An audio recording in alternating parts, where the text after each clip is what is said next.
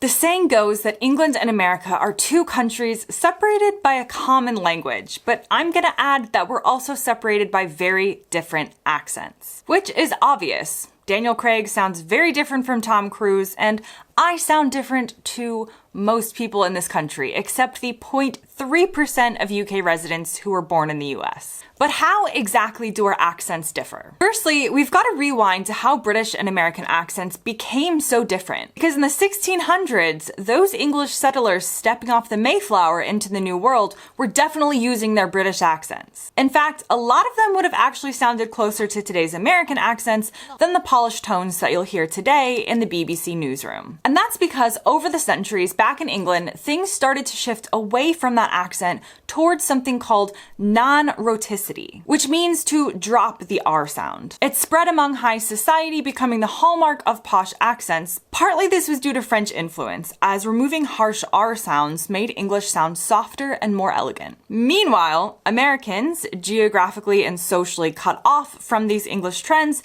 held on to their more rhotic speech. Essentially, the Americans preserved the more classic form of English from back in the day, while the Brits evolved. Throw in a mix of immigration, regional isolation, and even the influence of indigenous and immigrant languages, and boom. British and American accents began to sound less and less alike. Now, the first difference is something called rhoticity, which kind of sounds like rotisserie, but it's not the same thing. This has to do with the pesky letter R, which is maybe the single biggest difference between British and American accents. Americans love their R sounds, no matter where they are in a word. Whether it's car, mother, or butter, you'll hear a clear, strong R sound. British accents, on the other hand, are pickier about when to pronounce the R. In received pronunciation and accents common in the south of England, the R is typically dropped at the end of the word or right before consonant. So while an American might say this word like car, a Brit might say it more like this. I work in car sales. But it's also important to know that across the UK, you've got regional accents that are way more rhotic, i.e. they pronounce the R more. I actually got to speak to a professional British English teacher with the help of Italki, the sponsor of today's video and the best online language learning platform for anyone who wants personalized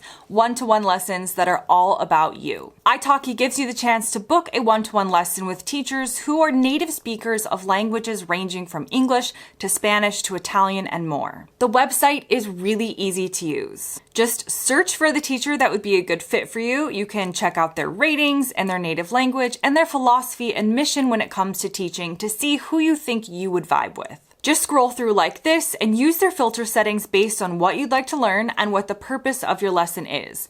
Maybe it's to prepare for a business meeting or interview in another language, or maybe it's just to learn conversational language to prepare for your vacation to another country. The best part is it's up to you. Your teacher will design your lesson around your skill level and preferences, and it's truly a much more personalized experience than other online language learning platforms. You get to learn by having real conversations and real time. And truly at whatever time suits you. Just filter on the website by the time you're available like this. There is no subscription required, you just pay per lesson, which is refreshing, and it means that you're not locked into any commitments. I booked in some time with a professional British English teacher to talk more about the accent differences that I hear between my accent and the British ones around me. They gotta pronounce that R in like a typical American accent, but for Brits, no. We don't care about the R. We're not pronouncing that R. And the T as well, we'll drop that. Especially the more north you go, and then you've got people saying water. So I would say karma. Karma. Which sounds to me like you're saying karma. With the K. Yes. Right? You're right, it absolutely does. And yeah, lots of English language learners do say, but why? Because English, it's just not a phonetic language in the same way that Spanish is, for example. As you can see from my lesson, one of the best benefits of Italki is that you can also learn and ask questions about culture. Get a deeper sense of understanding by being able to have these conversations in real time with your teacher. And as I mentioned, having conversations with your teacher as a native speaker means you'll also be exposed to the more nuanced parts of the language, from idioms to expressions or conversational quirks that you might not pick up on in a more formal setting. There's also the Italki Plus AI learning tool, which I'd recommend upgrading to as it helps you learn faster. It gives you lesson summaries and personalized practice outside of your lesson to help you learn faster. You can get a 1-month free trial of Italki Plus AI to see all of the cool benefits and features. If you're ready to try Italki, click through the link in the description to start your language learning journey. Buy $10 and get $5 free for your first lesson using my exclusive promo code KALYN, KALYN. The discounts are only available for the first 50 users, so make sure to check it out soon. Now, the next difference between British and American accents has to do with vowels. British English loves its long vowels. Words like these are pronounced like this in British English. Grass. Grass. Americans, on the other hand, take the short route, or route. So bath sounds more like cat in my accent. So why do Brits sound like they're stretching words while Americans are cutting them short? It mainly comes down to regional accents. Again, British accents south of the Watford Gap, which is a loose cultural line dividing the north and south of England, prefer longer vowels. But northern accents typically sound a bit more American with short vowels. Then there's the infamous caught merger in American English. In most American accents, these words sound identical. I would say caught and caught. But in many British accents, they're pronounced completely differently. And number 3 is called T-flapping. Have you ever noticed how Americans turn butter into, well, how I just said it, butter, sounding like it's with a D? And some Brits say something like this for butter. Butter. That's T-flapping versus the glottal stop in action. Here's how it works. In most American accents, a T sandwiched in between two vowels often gets softened into a sound between a T and a D. This is why these words, in my accent, are butter, water, and better. So it sounds more like a D to non-American ears. Meanwhile, across the pond, in accents like Cockney or estuary English, which is spoken around London, the T might just drop out altogether. So it's replaced by a brief pause, which is known as a glottal stop. So butter becomes like this. Butter. Butter. On the complete other end of the spectrum, received pronunciation in Britain, i.e. the Queen's English, avoids both of these and keeps a crisp, clear T sound everywhere. In that accent, these words would sound like this. Water. Now let's talk about the sound of the letter O. How you pronounce the letter O depends on which side of the Atlantic you're on.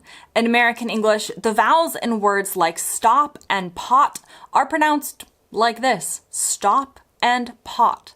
In British English, particularly Southern accents, the same words use a more rounded vowel, which gives them a fuller sound like this. The correct pronunciation of this word is stop. Stop.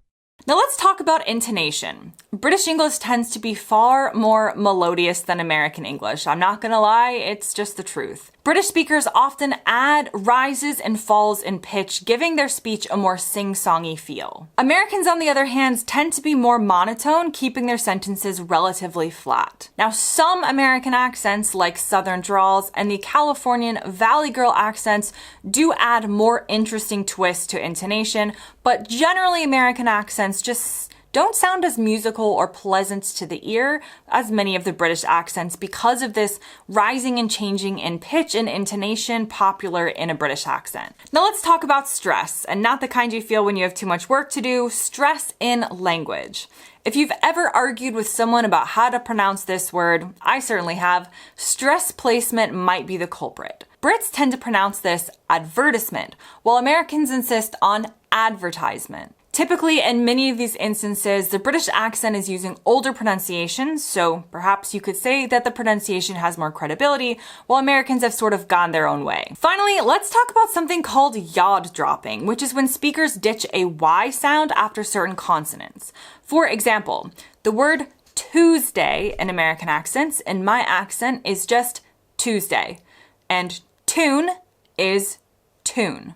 But in many British accents, you can hear that they're saying tune or Tuesday rather than tune and Tuesday. This is a small but telling trait that immediately flags someone's accent. Other examples of this would be words like new in an American accent, and oftentimes new, I can barely say it, in a British accent. Now, these are just some of the differences between the two accents, and of course there are far more regional variations than this video discusses. The Scottish accent sounds very different from an English one, and a Southern accent in the US is far different than someone from Minnesota. But it is fascinating to learn about the general differences in these accents. Don't forget to click on the link in my description to book a language lesson with Italki and get $5 free for your first lesson. As always, thanks very much for watching, and I'll see you next time.